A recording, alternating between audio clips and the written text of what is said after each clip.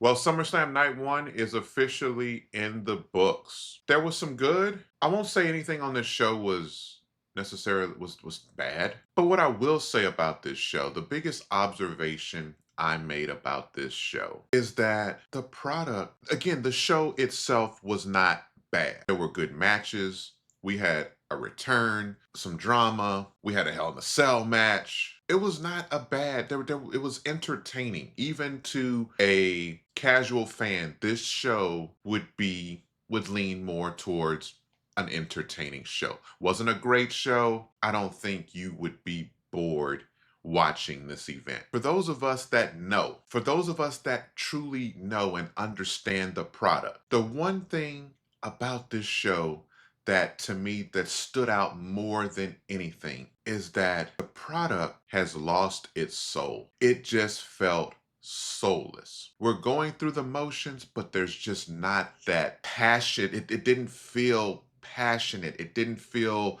there have been so many times just two years ago there was still soul in the product. 2 3 years ago there was soul in the product. The product there still felt, it felt different. It felt like the show was about the show itself. It was about the superstars. It was about the performances. It was about telling stories in the ring. And night one, we definitely got some of that. Those of us that truly understand and can feel vibes, the soul was not. And sometimes the soul of the product is more important than anything else you can do. When you have soul, when you have passion, when you're delivering, when you're laying it all out there on the line, there's something that you can't replace with celebrities. You can't replace with just these one-off spots and moments, that you can't replace with the general commercials and all this crap and Street Fighter commercials that we saw over and over and over. And as much as I can't wait to see Street Fighter, god damn, how many trailers did I really need to see? Now, I know, again, WWE wants to show that, hey, our guys are in this movie. So go see it on October 16th because we got stars in this movie. I get that. But again, the soul just did not feel like it was there from the 5 o'clock hour all the way to the final bell. Cody Rhodes and CM Punk. This match was talked about for WrestleMania. This is in the right creative space. This is 100% a WrestleMania match. I always say SummerSlam is your WrestleMania B-sides. This shouldn't be a WrestleMania B-side. This should be a night one WrestleMania main event, hands down. Because we always know whatever because really and truly, next to The Rock and Roman Reigns, this should be the biggest match that WWE has at their disposal. But somehow, again, this should be a match that can headline WrestleMania, maybe even a WrestleMania Night 2. Because the product is so soulless, it didn't even headline SummerSlam Night 1. Not being able to main event SummerSlam Night 1 with a match that should, in the right creative space, be headlining WrestleMania is ridiculous. Absolutely ridiculous. The only way this match should not have been headlining is if there's no title. They had everything you needed. You got your two stars, your two poster boy guys in a matchup with the World Championship, and you even had a surprise return in this match. All systems lead to this should be headlining night one at minimum. In the perfect world, this should be actually headlining night 2. This should be the final frame, what we're going off into Monday Night Raw this Monday with this matchup fresh on our brain. But instead, it's going to just be another PLE match between two good wrestlers. Was it a good match? Sure. I think it went a little too long, but I feel like if they would have trimmed, they could have trimmed off about 7 minutes from this match and given some more real estate to a couple other matches, including our main event. Brock Lesnar and Obafemi, they main evented. I don't hate it. Based on the build, this matchup was better. This matchup was built a lot better. They told better stories going in, aside from that bullshit weigh-in. But overall, they built the Obafemi Brock Lesnar match much better. This match on no, when you see if you saw this match play out, the Hell in a Cell stipulation didn't mean shit. They didn't get outside of the cage. They didn't get on top of the fucking cage. They didn't do anything that needed. You have to protect these matches and don't just throw it out there because it sounds cool. If you're going to use the stipulation, make sure the stipulation is used. This could have been a no disqualification match. This could have been a last man standing match, anything like that. A rubber match like this, the third installment of a match, does need the stipulation. Maybe you do first blood, maybe you do, because they did use tables, they did use chairs. The match was okay. My problem with the match is, one, it didn't need the Hell in a Cell stipulation. Remember, the last Hell in a Cell match we got was between CM Punk and Drew McIntyre, who Drew come back soon. That was the last match we got in a cell, and they delivered. That felt like a Hell in a Cell match. This one didn't need it. The other problem with this matchup was up to the point when Brock ripped off the matting from the ring and exposed the wood, it felt like their other matches for the most part. And then when we finally start seeing something different, I'm like, okay, they start cooking with gas. That was creative. Exposing the wood was 100% creative. That was great. And then Brock Lesnar doing the tombstone on Oba Femi on it. We knew Oba was going to kick out. In this match, I mean, Oba sells the shit out of those F5s. I mean, some of them, he doesn't even like fall down. He just did right back up on his feet. It's absolutely hilarious. He kicks out of the tombstone. I thought it was great use. This is where I felt like the match was about to start cooking.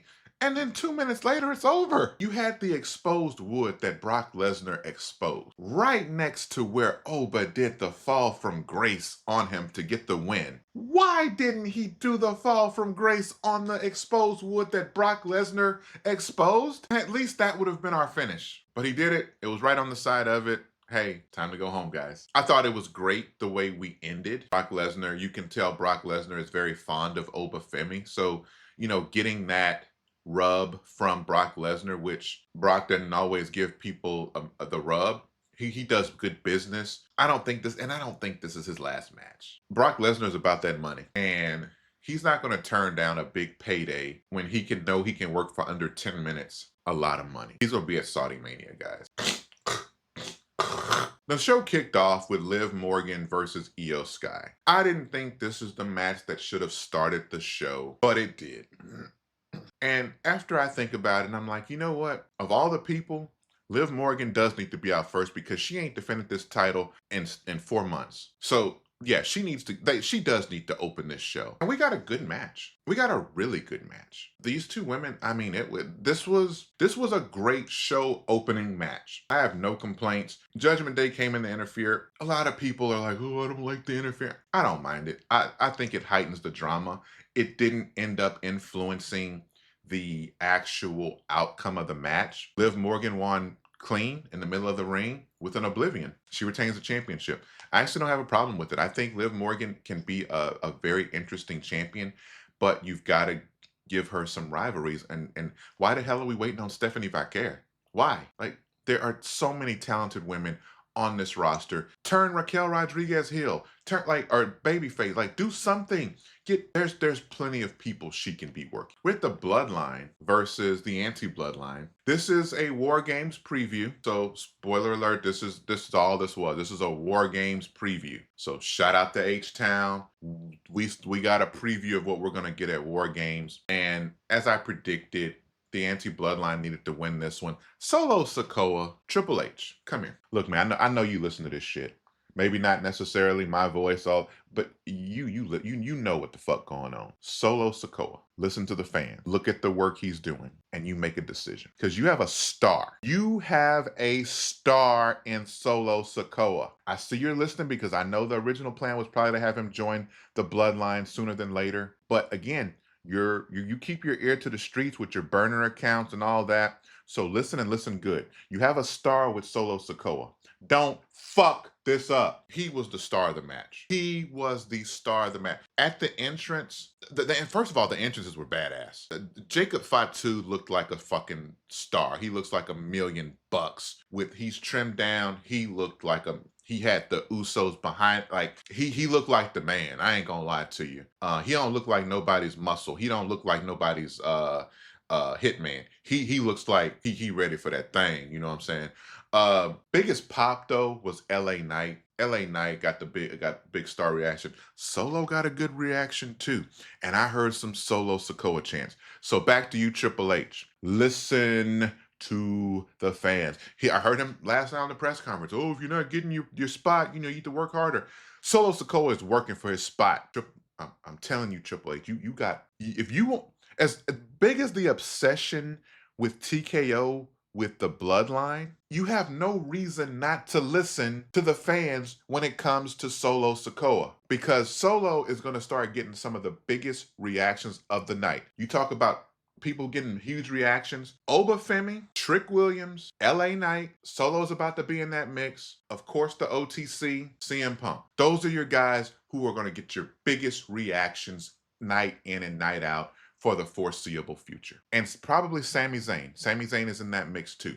Those are your guys who are going to get the biggest reactions. So it behooves you to make the most of those moments. We got Nick Aldis and Gunther. This match was good. I thought it was too short for such a well-built match. Again, you talk about trimming some fat. Get some fat off of that Cody Rhodes CM Punk match and give these guys 4 more minutes to work with, 4 or 5 more minutes to work with, because Nick Aldis looked great. I've only seen a couple Nick Aldis matches. I saw him at the original All In when he faced off against Cody Rhodes. That was great. I saw him in as Mangus in a TNA match once or twice, or Magnus, whatever the fuck his name was. That guy is good.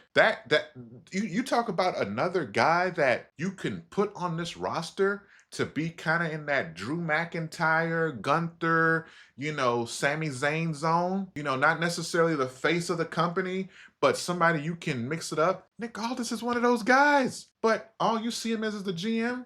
Hey, if I'm Nick Aldis, cool. I ain't got to take a bump. I'm still in the business.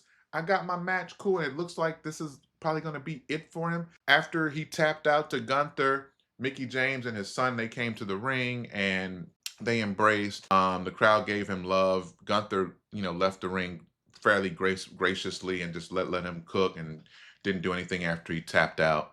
But this was a good match, and shout out to Nick Aldis for getting in ring shape and delivering a good match at SummerSlam. We had the Bellas and Paige versus Fatal Influence.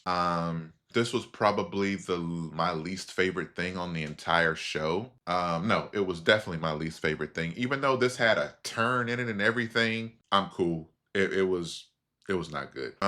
Looks like Brie Bella's hurt. She's gonna be out. So Nikki Bella's in. Now Brie Bella's out after Brie Bella was in and Nikki Bella was out. It is what it is.